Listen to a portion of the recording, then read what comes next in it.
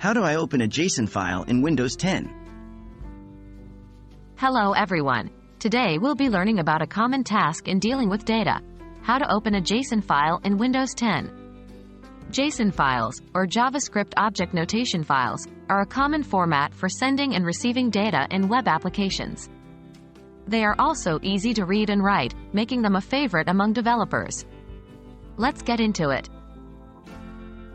What is a JSON file? JSON stands for JavaScript Object Notation. It's a lightweight data interchange format that is easy for humans to read and write. It's also easy for machines to parse and generate.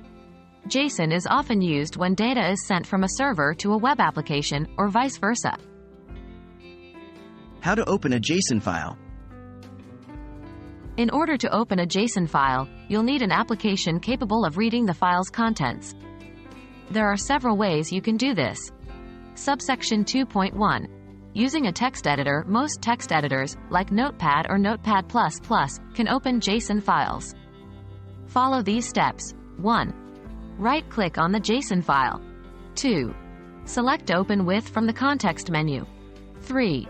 Choose Notepad or another text editor you prefer. This will display the JSON file content as plain text. Subsection 2.2. Using a web browser, web browsers like Chrome or Firefox can also open JSON files. Here are the steps. 1. Right-click on the JSON file. 2. Select Open With from the context menu.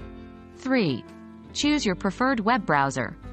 Your browser will then display the contents of the JSON file. How to format a JSON file for better readability? When you first open a JSON file, it might look like a jumble of text. But you can format it to make it easier to read. 1. Open the JSON file in Notepad++. 2. Go to Plugins on the menu. 3. Click on JS Tool. 4. Select JS Format, or press Ctrl+Alt+M.